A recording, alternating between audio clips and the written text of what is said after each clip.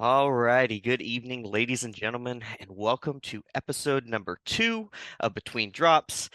I am your host, Ian Anderson, and today we have a very special guest, another recent community king, and we're very thankful that he has taken the time to come and chat with us this evening. Good sir, why don't you go ahead and introduce yourself? Hey everyone. Good to meet everyone. And my name's Jake Turner. I'm one of the recent Community Kings. I live here in Minnesota. I am from Omaha originally. Currently, I play for my home field team. So Annandale Paintball is our home field, about an hour north of here, and play for the Annandale Warbirds. Good mix of D4 and D5 players.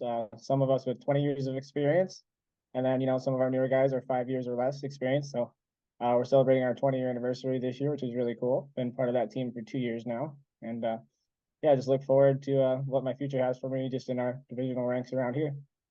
Nice, nice. So, how long have you been playing paintball for?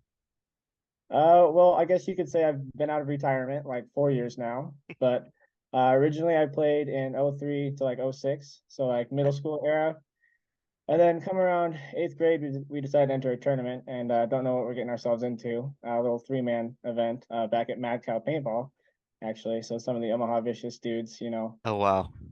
we just get stomped, and don't play much after freshman year, unfortunately. But that was kind of my intro. And then, you lose your parents' money and like you can't really afford it. Like Yeah. different interests, you hit high school, so you have different interests at that time.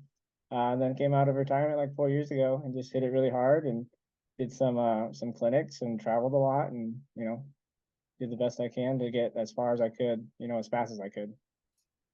I was talking with Sean about that, how it differs a little bit when you get a little older. The things you can afford and the gear, it doesn't become as strenuous as when you were a kid. It was like new gear or paint. Like, which one? Am I going to practice or do I want something new? Yep. And so it's always that trade-off. So it's nice when you get a little bit older, but it can make it hard because you can spend really quick. Yeah, that expendable income once you get older, for sure. Yeah. Can you tell us a little bit about your first time playing? So I guess we used to play just in the backyards and back in the woods nearby our house. One of our friends' dads, we were using spiders, Electras, and things like that, a bunch of CO2 stuff. And Hmm. he was an air conditioning guy, and he would come over during lunch and refill our tanks and things like that. And we also had access to the Exarban horse stable, which once they closed, it was a 4 acre indoor like barn essentially, Oh, wow. with like compartments and rooms and like same thing. We would play there for hours, and he would come by and refill our CO2 tanks and just kind of play street ball.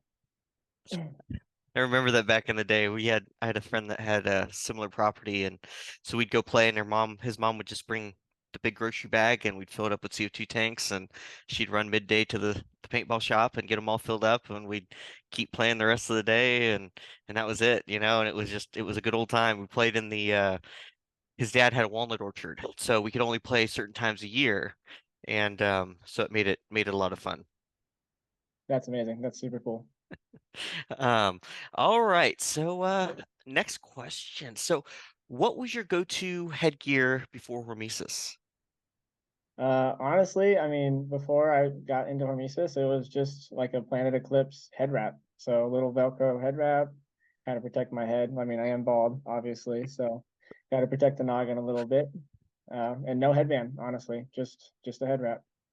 So before was there any like style involved or was it just about protecting the dome? Just about protecting the dome. I didn't even consciously think about it, like headgear was kind of a second thought before, I actually got into Hormesis.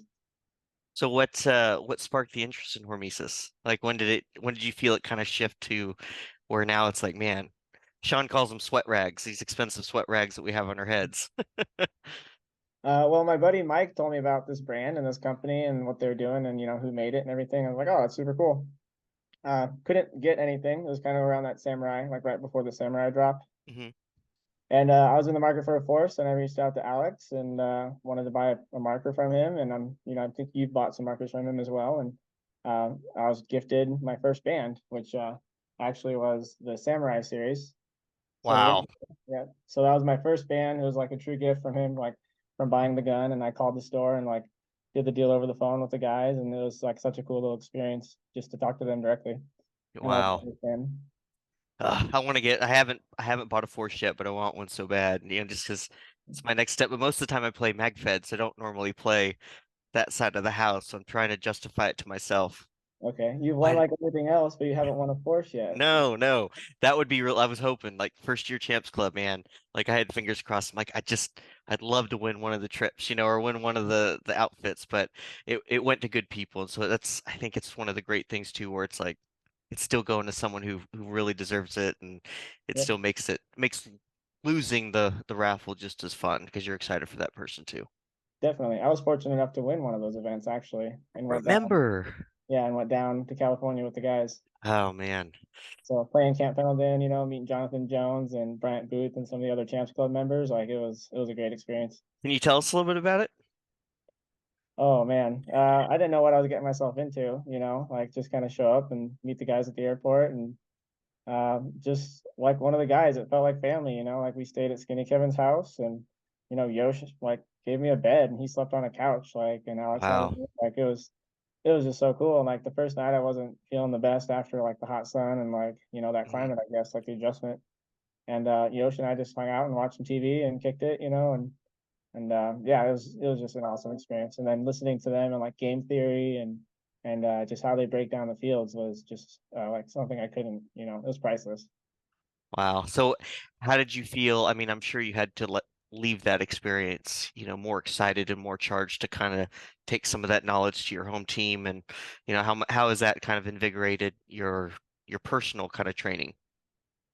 It's been wonderful. Like I can just tell like what I need to focus on, a little bit better and like my own individual growth. And then just bringing back some of the calls and the strategy that they had. So Hmm. like we typically didn't name bunkers on our side of the field. Like we would just say our and then that bunker name. Where if Huh. you change that name up a little bit and have like a distinct call for that bunker on your side of the field, it adds like an extra level of, okay, red alert, this is on our side of the field without actually saying our, it's one Wow. syllable versus like two syllables, just like little things like that. Yeah. Mhm. It's a whole new level of game theory that just lets you appreciate it. I feel like there's already such an appreciation for the game, and then you dive into people like that who are masters of that, and they just speak a different language, and it's just you're trying to take in as much as you can, and it's still not enough. It's just need more time. Definitely, definitely. Oh man. All right.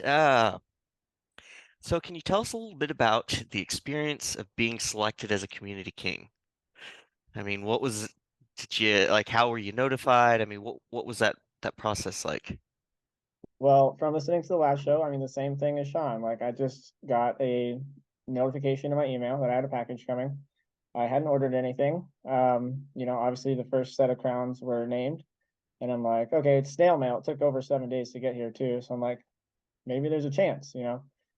The description, it was like a 5 pound package. I'm like, I literally didn't order it. Like. So I just was telling the guys at practice on Sunday, we had an X-ball scrimmage. I'm like, there's a small chance that I might be a king. And then like sure enough, Monday I had the day off of work and like I waited for the package and it was just like so surreal opening that package and seeing that and the letter and signed by Alex. It was just, yeah, it was speechless for sure. Wow. Now, what would you say, real quick, is a bigger moment? Would you say winning that Champs Club grand prize, or when you found out you were a community king? I mean, I feel like they're both pretty like, I feel like I mean community king because I mean sometimes I don't maybe feel like I deserved it as well or as much as maybe somebody else did. I've been in the game for 3 years and just silently collecting, but I haven't been crazily involved in the community and I haven't made it to some of those national events and wasn't able to network with some of those guys. now, how long have you been involved in Hormesis owners? Over 2 years now, I would say Okay. definitely. Like right around when I got some of my first bands is when I hopped in the club. So two Hopped and a half in. years. Wow. Yeah. How did you feel when you found out what band or colorway you were getting? I was stoked. I was very thrilled. It was really cool. Like it kind of looked and reminded me of some of the older ones. I think like the Angel or something else. That lime green just popped with that contrast with the green and the blues because it was more blue as well Yeah, than the green. It was yeah, it was pretty sweet. it's absolutely awesome. Yeah, he was. Sean was talking about how his kind of matched that Air Force kind of camouflage, and he's a red guy, so he was like it was made for me. Hmm. And he was absolutely loving it. So yeah, it's just it's so cool. I didn't know like how involved you guys were. I didn't know if it was like you guys got to put some input or if it was just like these are our community bands and we're gonna select, kings for the crowns. Hmm. Um, and so it was interesting to hear kind of how that was. I mean, you guys didn't know anything either until it just kind of showed up at the house.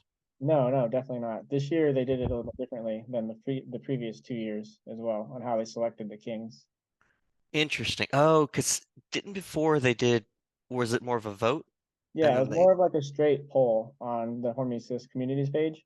And this year they did get the poll through, and it looks like they are, selecting some of the top poll, selections, Mhm. and then maybe some other people that they felt were worthy as well, which is really cool that they handpicked some themselves.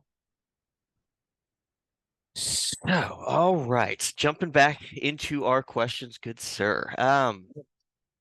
Other than your King band, what would you say is your favorite Hormesis band if you had to pick one? And is there one that you're still in the hunt for that you don't have? Okay, okay. Let's go with favorite. I will say it's the one that's on my head right now. So this is a corduroy band with the Greek knot on there. Oh wow. It's one of the old corduroy bands, so it's really thick. I haven't seen any other ones like this. I've seen some with different pattern here. Yosh Rao has one with this knot, but it goes along the tail, which is really cool. So I feel like it's a Interesting. one of one, but there's some that are like similar to it, like cousins or sisters, which is really cool. And so I like this one a lot. And my one that kind of got away would be a Dukes of Roses. I Okay. went on a waffle, so Dukes of Roses Trident, Iron Kids band is the one that got away from me. I ended up Ooh. I ended up selling it after I bought it before, some of the hype and everything. And Oh I do man. not have that. I would still be on the hunt. I'm pretty sure I know who has it, but I haven't been able to get it from him. Wow. Yeah, and what's really cool too is just talking to people about their Grail pieces. Like Sean was wearing, I think, a 1 of 6, of that Hawaii Iron Kids, and here you are with potential 101, and so it's really cool to hear everyone's stories on what's their favorite band and why, and then the journey to get that band, and then I think it just adds a little bit more to each piece of Hormesis gear. Definitely, definitely makes it really special. Like Yes, absolutely. something that you earned or you hunted or you worked for. It's yours. Yeah, absolutely. Do you have a most memorable drop that you landed? I guess probably driving home from work one day, and landing a Carthy. So that early Rapier series. Oh wow. Yeah, so landing a Carthy was probably my go-to. Pulled over and stopped in some like Jiffy Lube parking lot and had enough service and pulled it off. Oh snap, you just Yeah, yeah. So that was probably my most memorable and like one of my pieces that I love and cherish for sure. and you still have that one? Yeah, yeah. I have quite a few. I probably have over 60 headbands, brand new and packaged. Yeah, still. Wow.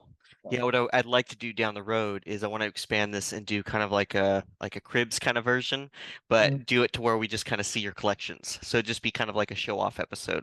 So you can kind of bring out and show off whatever you want. And then it's more focused now that we've done kind of our meet and greet with you, it's more of like a let's do a collection and you can show off, whatever. Because man, Man, you it's got to talk to the museums though.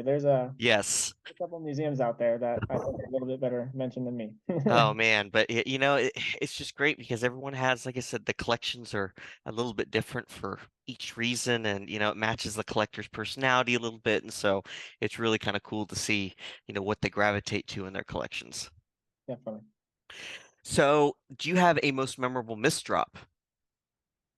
Some of the most, I mean, handshaky ones that I'm upset about would probably be a camera series. I remember a camera series that I missed. Hmm. And the project dropped, surprisingly. Like I had one in the cart, missed it, and then I think I had a second one in the cart, and then I was gone again. Like it was a double whammy, like slapping the. Oh So I think those two stick out the most to me. man, yeah, the camera ones. I don't know that I went for one of the camera ones. I can't remember, but yeah, there Mhm, were a couple that have just been like the ones that I really, really wanted, and the odd job's probably the one that stands out the most. mhm. Um, and then some of the jumpsuits. Really wanted to get some of those jumpsuits and some of the pullovers. And it's just like a click too Oh, late, you know? yeah, yeah.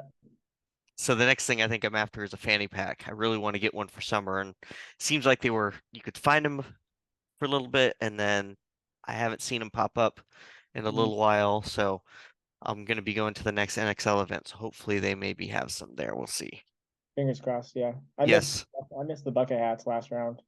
Yeah, so did I. A bucket hat seems really cool. I mean, they're just coming out with I just got one of the fleece blankets and I'm looking forward to getting that. I was chasing for the drop, but I missed it. And it was just kind of like everything disappeared and it was just Yeah, it, those it, blankets are comfortable, aren't they? I haven't gotten it yet. It's supposed to be Oh, here you on haven't? like Tuesday. They're Yeah, so soft. so Just wait. Just wait.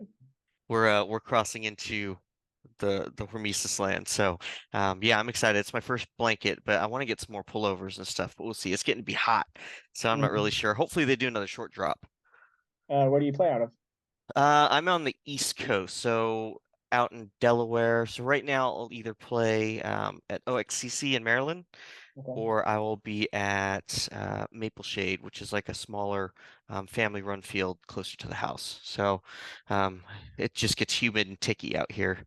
So I'm hoping to get to the one or two of the street ball events when they do the Hormesis tour, but we'll see. Because Jersey's pretty close, Boston's a little bit farther, but I'd like to at least get to one just to go kind of watch and hang out.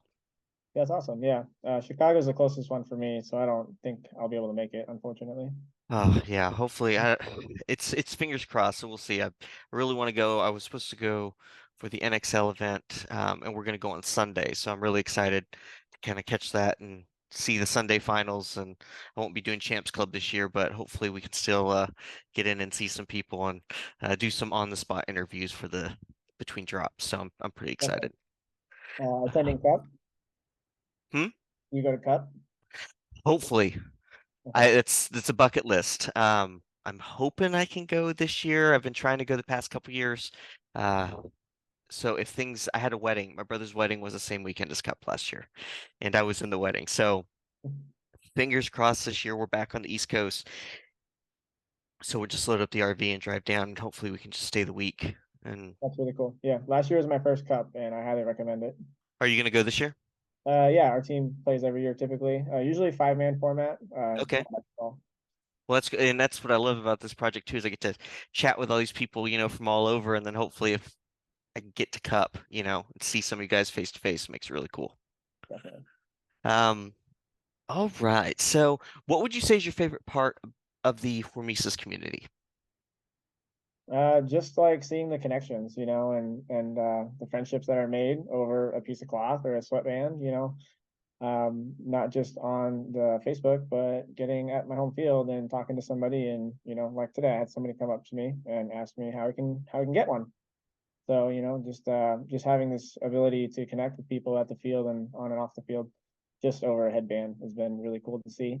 Yeah. It's very entertaining, as you know, as sometimes as well. It comes and goes. It's like a roller coaster sometimes. So it's been pretty good couple of years watching the community grow and watching some of these other kings and future kings growing and doing great things in the community as well. That's awesome. Mhm. Do you have any memorable stories that you'd like to share or experiences within the community that are just kind of that stand out to you? I mean, I guess Hormesis related would definitely just be the Challenger coins. I've had quite a few one-on-ones between going to Dynasty and in California. Marcelo smoked me. Played Mikey, also smoked me. Harrison Fry, that was or not Fry, but um, Harris Hussein. Hmm. That was a pretty good one. We went on to a third point there. That was really really cool. And then I've had Greenspan. He comes out every year for a clinic at Annandale Paintball, and Okay.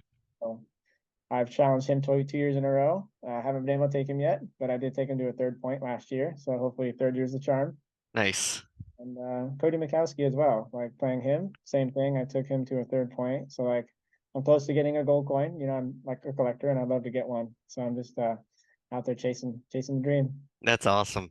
I still haven't done one of those. I'd like to do a coin challenge. It'd be kind of cool if they did them at some of the events, like just had a coin challenge field, that you could just come in and, hey, let's meet at high noon and we'll play for a coin, or something, just to, Yeah, you don't have to be like fully involved, but you can be involved just enough to maybe, go home with some coin or whatever the case may be. Um, but that's what I'm excited for Oliver's new layout. I think that's going to be a lot of fun. definitely. And if Tom Cole can set it up at the event and they can play it in between some of these things, like, yeah, you're not kidding. Or it's like Absolutely. attached to the Hormesis booth, and like you can go through a door and go onto the field and like register and challenge your coins. Like that'd be really cool. Yeah, yeah, that'd be really, really cool. Absolutely. Um, so is there anything that you would like to see Hormesis come out with, or anyone you'd like to see them collaborate with on something in the future?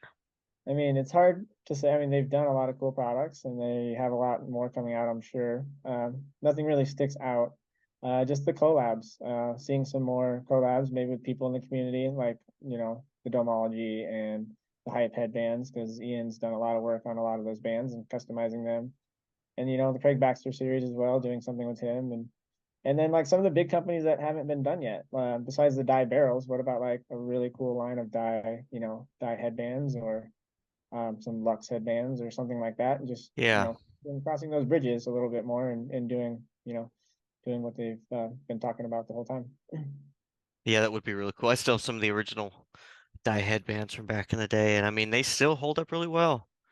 They really do. But yeah, that would be kind of cool. It's interesting to see like some of the companies that are really open to collaborating, and then other companies that, I mean, I don't really know the backstory to it, but they don't seem in a hurry to kind of work with, or jump in and be like, hey, it's just kind of like, you do your thing, we'll do ours kind of thing. Definitely, yep, But hopefully we can bring everyone together just a little bit more. for sure. That's the goal. Absolutely. All right, good sir. So my last question for you tonight, and then I'm going to let you go. Yeah. Um, is there any advice you could pass on to listeners who are new to the Hormesis community? Just be yourself. Be humble. If you just remain true to yourself, your time will come. If that's something you want, or if you ever want to be a king or just a positive member in the community, just be yourself. And that's all I kind of got for you, honestly. Take it. Well, thank you so much, good sir. I appreciate you taking the time and chatting with us. I should be getting this episode probably edited up tonight and then out tomorrow. So Oh, it should be a pretty quick turnaround on this. So I'm really excited. Like I said, congratulations on your recent crown, and I thank you for taking the time. Is there anything you'd like to say in closing? Anyone you no, thank you. Yeah, this is really awesome. Thanks for having me on episode 2. Look forward to seeing some of your more episodes in the future and seeing where this goes. Absolutely. Well, thank you, good sir. And like I said, stay tuned because I want to do a vault like MTV Cribs kind of show Okay. off episode. So we'll be calling you back soon for we'll do a follow up, and that way we can do more of like your Grails episode. Awesome. Sounds good, Ian. Appreciate it. Thank you Uh, very much. all righty. Well, thank you so much, good sir. Again, have a great Memorial weekend. Stay safe, You as well. and we will see you in the community. All right. Thank you. Bye. All right.